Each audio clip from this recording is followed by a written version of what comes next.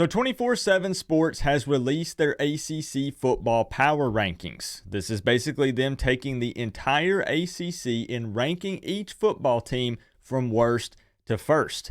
Now what I've done is I have avoided spoilers. I do not know where Miami comes in on this list. And what we're going to do is take a look at it for the first time together, and we're going to see if we agree or disagree with where they place the Miami Hurricanes. Let's take a look.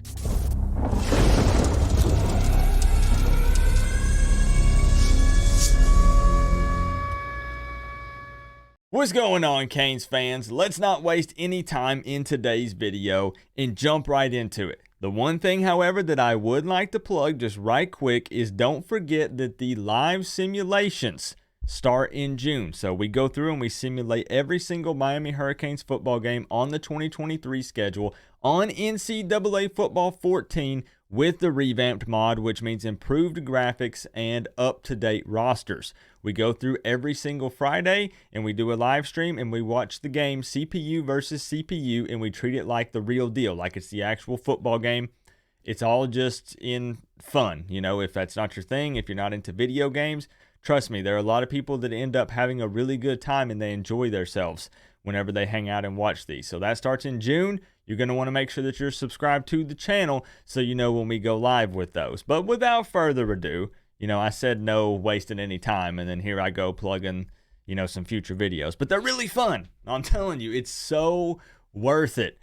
And that's coming up really soon. But let's go ahead and dive into this thing. 24/7 Sports ACC football power rankings from worst to first. Remember that this year it's going to be one ACC. It's divisionless, so they're going to be taking the top two teams in the ACC, and those teams are going to compete in the conference championship. So every single one of these teams does matter since it's not Coastal versus Atlantic.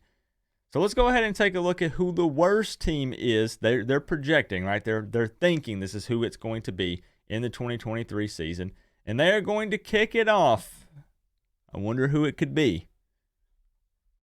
With Virginia, which does actually make a lot of sense. And, you know, I do want to go through and see if we agree or disagree with these, but this 100% makes sense. Went 3-7 last year. It's Tony Elliott's second season. They lost Brennan Armstrong to NC State through the transfer portal. They're returning like one starter on their offensive line. I think this is accurate. I think that maybe they're lucky to win 5 games this season. Virginia's just not really that good. So Virginia at 14. 13 is Boston College. We're playing Boston College, final game of the season this year. We're a little worried about it being a trap game, with it being, you know, the final game of the season, the day after Thanksgiving on Black Friday, so it's not a Saturday game. But Boston College overall is not really a good football team. They gave up a lot of sacks last year, had a lot of issues with the offensive line. They just have a lot of question marks all around. So far, accurate list. Number 12, the Georgia Tech Yellow Jackets. This has been very predictable so far, to be expected. They did hire a new offensive coordinator. They have that going for them, possibly. They did get, what's his name? Haynes King from Texas A&M out of the transfer portal. Same thing. I don't know if that's a good or a bad thing. It depends on who you ask. But Yellow Jacket fans are hoping that it's a good thing. But this also makes sense for them. Next up at 11, Virginia Tech. Yeah, it kind of, you know, I know that we have some Virginia Tech fans on this channel, VT Hokie Lover and some others who hang out and watch, but I still think that this makes a lot of sense for you guys. I'm not going to say that I'm upset about seeing Virginia Tech so far up on this list, just my personal opinion. Next up at number 10, we have Syracuse. I don't follow Syracuse a whole lot, you know. We don't regularly play them, so I don't have much of a reason typically to keep up with them. I might do so a little bit more this season with it being the divisionless ACC, however. But Syracuse coming in at number 10. Next up at number 9 is the Pittsburgh Panthers.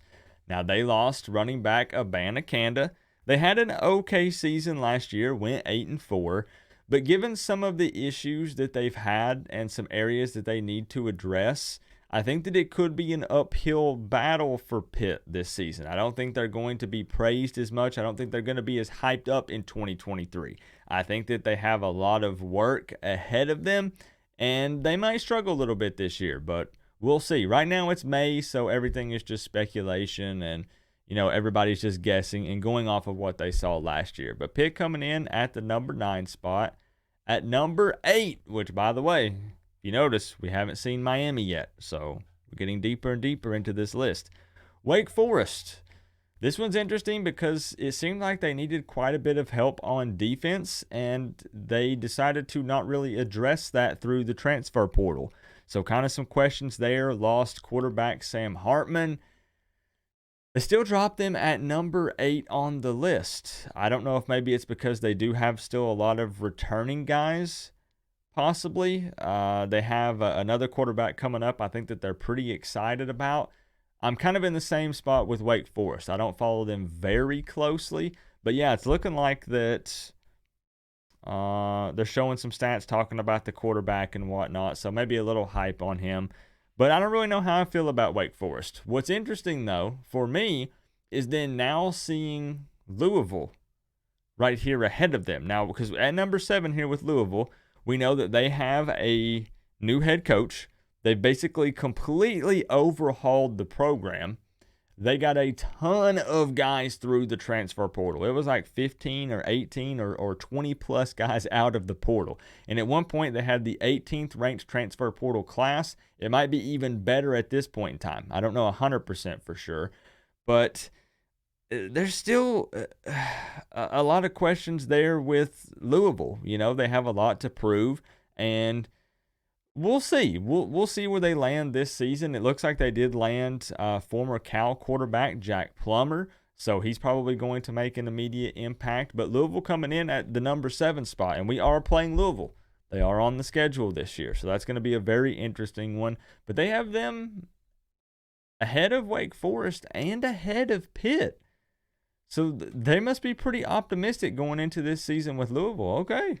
That just kind of surprises me a bit. Maybe that's a sleeper team in the ACC this season. You let me know. Maybe you keep up with Louisville a little more closely than I do. Next up, is it going to be Miami? Is it going to be Miami? It is not. It is the Duke Blue Devils. Now, here's the deal.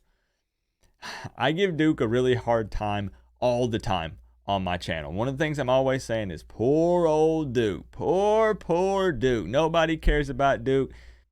I'm upset because I don't want to say this. I think that they are headed in the right direction.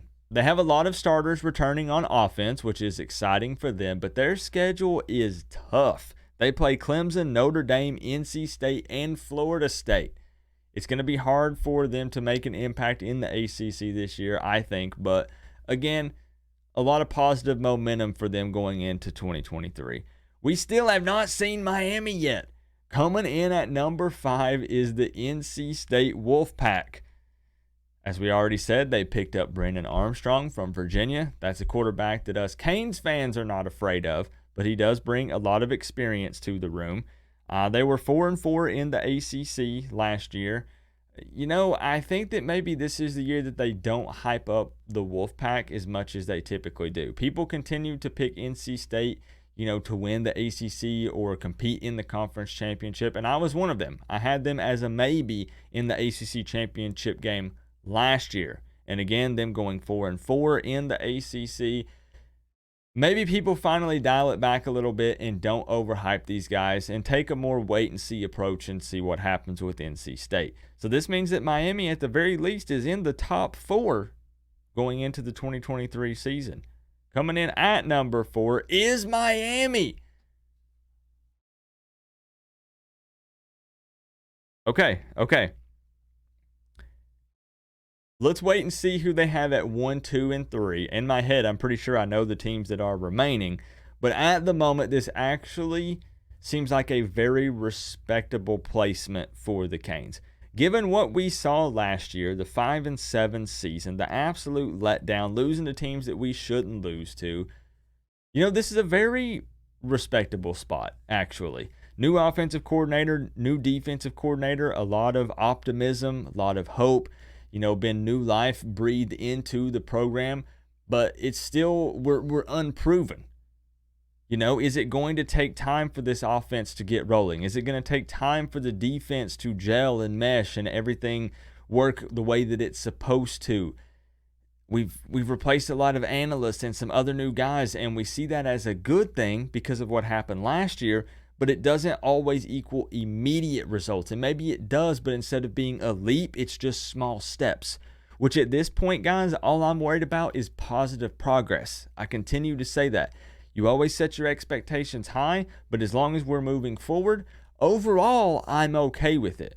So number 4 is not really, this isn't disrespectful to place us here. We haven't proven anything yet under Mario Cristobal. So at number 4, I'm actually surprised. Okay, let me say this. This is going to be an unpopular opinion, and then we'll continue.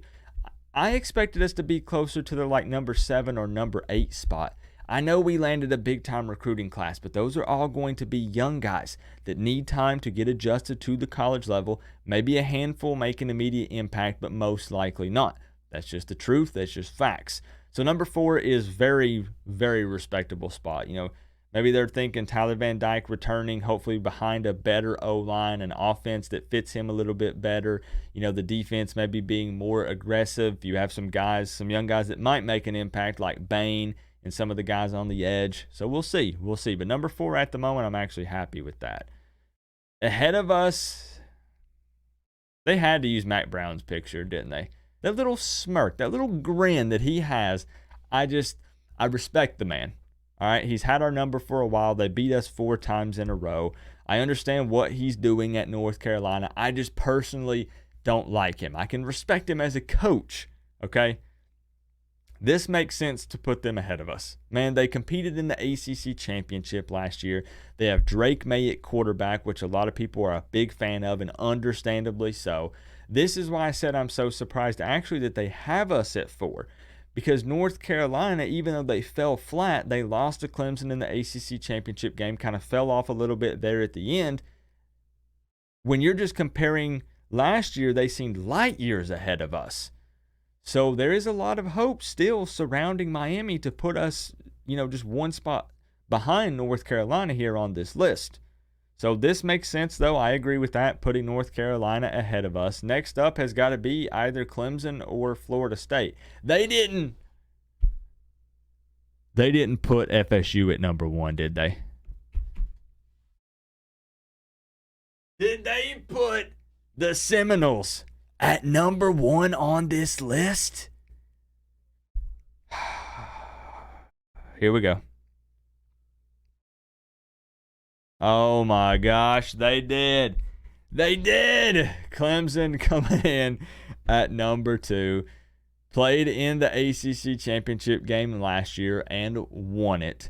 There's still a lot of hype surrounding the Clemson Tigers. They picked up a new offensive coordinator, Garrett Riley, former TCU offensive coordinator. Their fans, I think they like Klubnik. I do believe that they do. Clemson is still an elite football program. They really don't have any questions on defense. I think that their D is going to be solid. We do have to face them again this year, this time at Hard Rock. It's a scary team, man. It's still a scary team. And I hate to say it, but it's just the truth. Now let's go ahead and move on to the number 1 spot. And the thing is, guys, as upset as I am seeing that number 1 beside the Florida State Seminoles, because, bro, it's Florida State, right? Curb stomped us last year, absolutely embarrassed. You can't deny what they accomplished last year. And I do understand the optimism, the hype. I get it. I hope that they get, knocked down a couple of notches. I hope they get knocked on their booty and proven wrong. But the thing is, this makes sense. They have so many returning guys on their squad. Everybody's hyped. Jordan Travis continuing to develop and show that he's getting better and better. They seem to be bought in, honestly. And that's very important.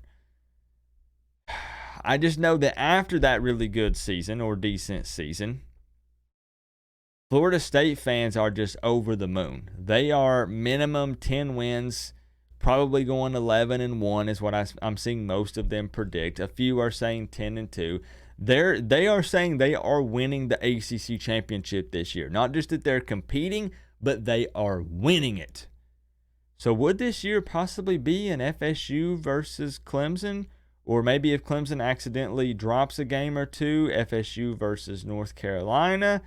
I'm still obviously, just remaining cautiously optimistic when it comes to the Miami Hurricanes. I don't think that we can go 5-7 and then the next year compete for a conference championship, but I'm sure it's been done in the past.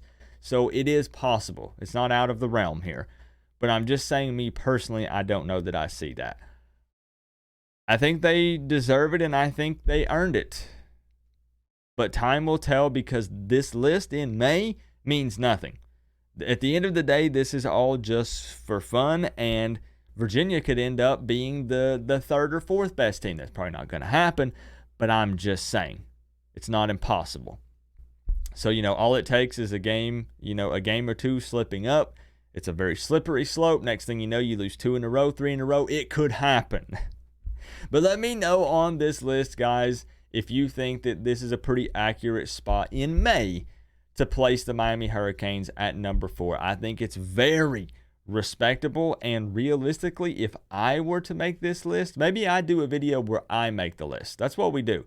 We do another video and I do the teams in what order I think from worst to first. To give you a little sneak peek, I would say I'm putting Miami closer to the number 6 spot.